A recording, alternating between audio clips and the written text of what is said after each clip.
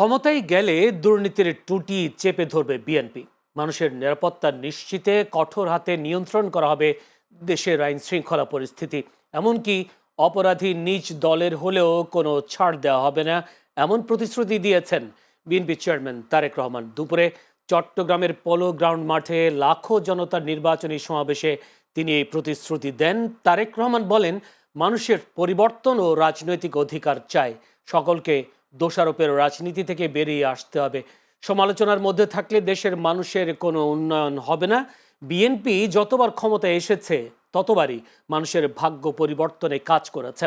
চট্টগ্রামের সমাবেশে উত্তাল জনতার সামনে দেশের রাজনীতি, অর্থনীতি ও ভবিষ্যৎ উন্নয়ন নিয়ে সমন্বিত রূপরেখা তুলে ধরেন তারেক রহমান। একই সঙ্গে চট্টগ্রামবাসীর কাছে ধানের শীষে ভোট প্রার্থনা করেন বিএনপির শীর্ষ নেতা। যে অধিকার তার কাছ থেকে কেড়ে নেওয়া হয়েছিল, কথা বলার অধিকার, সেই অধিকার মানুষ আবার পুনঃপ্রতিষ্ঠিত করেছে। 2024 সালের 5ই আগস্ট বাংলাদেশের মানুষ পরিস্থিতির পরিবর্তন করে আগামী দিনে বাংলাদেশে এই পরিবর্তনগুলো চায়। এখন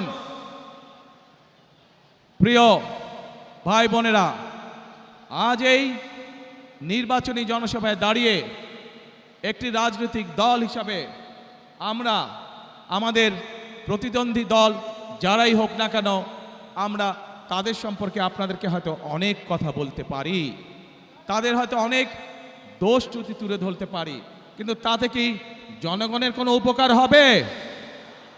কি ভাই, আমরা যদি সমালোচনা করার স্বার্থেই যদি সমালোচনা করে দেশের সাধারণ মানুষের কি তাতে কোনো উপকার হবে?